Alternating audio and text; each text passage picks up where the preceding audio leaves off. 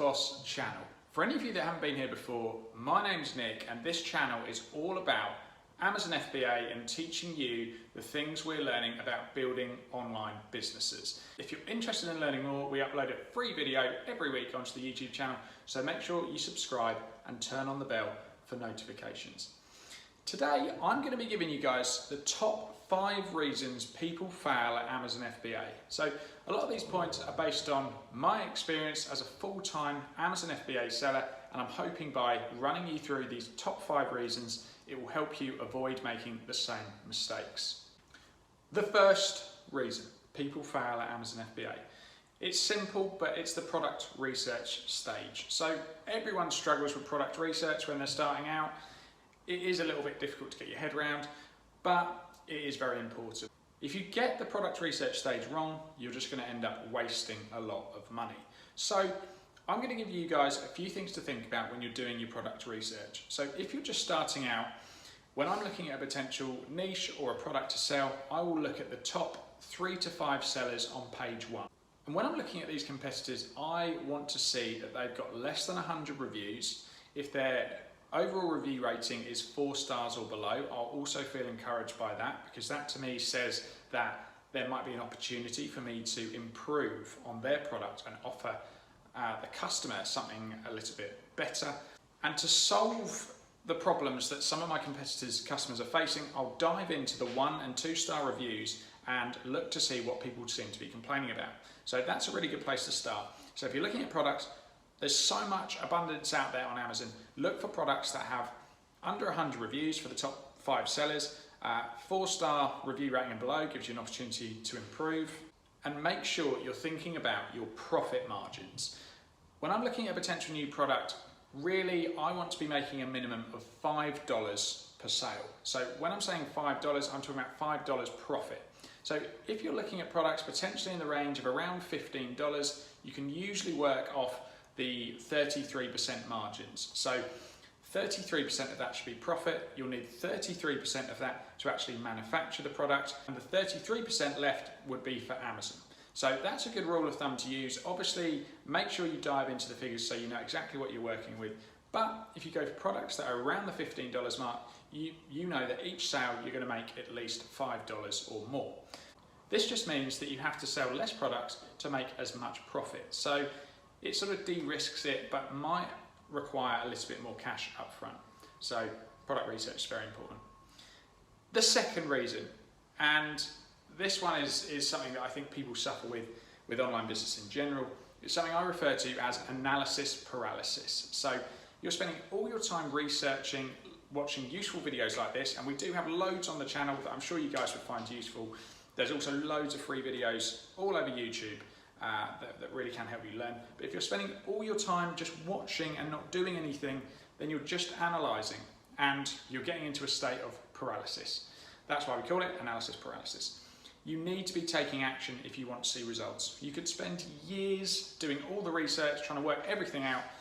If you're not doing anything, you're not going to get any results out of it. So if you feel like you're in this spot, you're just spending all your time researching, I would encourage you to set out some goals and objectives on maybe a weekly basis to see if you can set out some steps that you can go out there and achieve to make sure you're actually moving forward.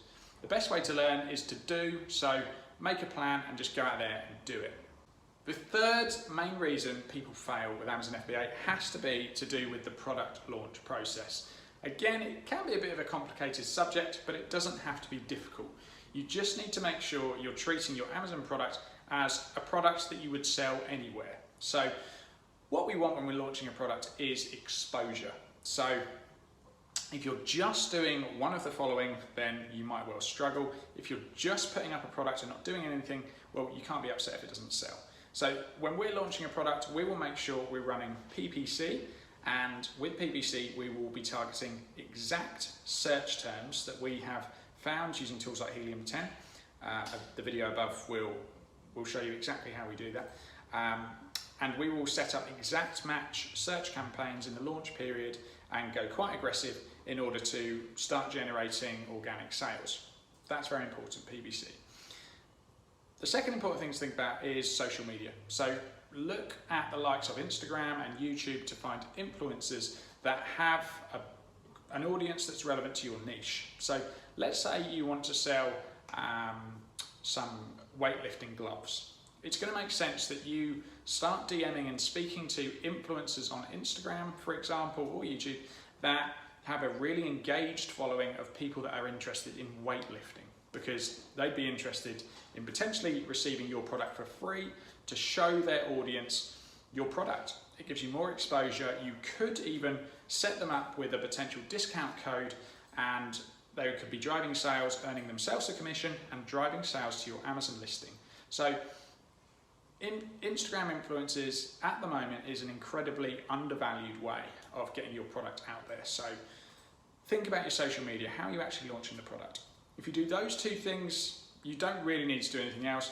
Alongside that, obviously, a lot of people will be doing things like discounted coupon giveaways. In my experience, Amazon are giving less and less weight to these. So if you're giving 90% off, and you're just doing that, well, you're not going to get too far in terms of ranking. You need to be doing other things so that it doesn't look like you're just trying to manipulate Amazon and their bestseller rank. Because yeah, it's think of it as a real life scenario. It is real life. It's not just we sell on Amazon. You're selling to the public. So think about those things when you're launching a product. The fourth main reason people fail at Amazon FBA has to be just a lack of hard work.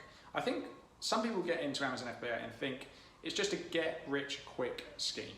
And having done it now for 5 years, full-time for 2 or more years of that time, it's not a get-rich-quick scheme. It really does require a lot of work, and you constantly need to be thinking ahead and working out your next move, improving your current listings. It does take up a lot of your time. So if you're looking for a business opportunity that maybe just generates a load of money and you don't really have to do anything, Amazon FBA isn't for you. It does require hard work.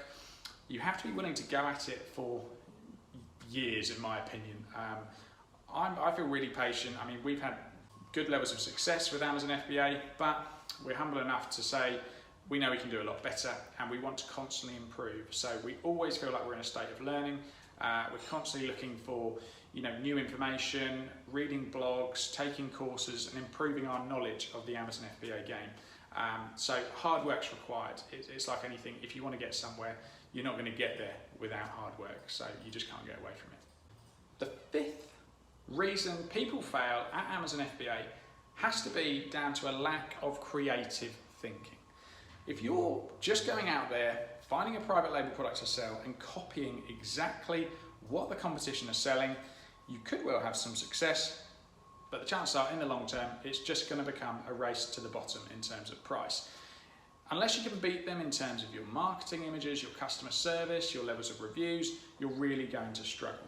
So I would advise you, if you're looking at a potential product idea, to see how maybe you can give the customer a better experience. So the simple things to think about might be things like color variations. So maybe your competitors are just offering a set of blue weightlifting gloves. Well, you could try a cool looking sort of grey or black pair. You could be using different materials. Try and differentiate yourself from the competition. You might even be able to increase on the quantity, so offer them maybe a 2 or a 3 pack of these gloves when people out there are just offering a 1 pack. That's going to be more value for the customer. So any way you can improve their experience, you should do it. Try and put yourselves in the shoes of your customer. What would you want? What would make you feel really good?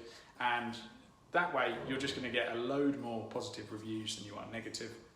A way we like to sort of stand out is our customer service. I'm going to leave a link above to a video to show you how you can basically surpass customers' expectations when it comes to customer service. So we use our email follow-up campaign to drive positive reviews. We're not gaming Amazon or doing anything like that, but we have seen incredible results over the last 4 months.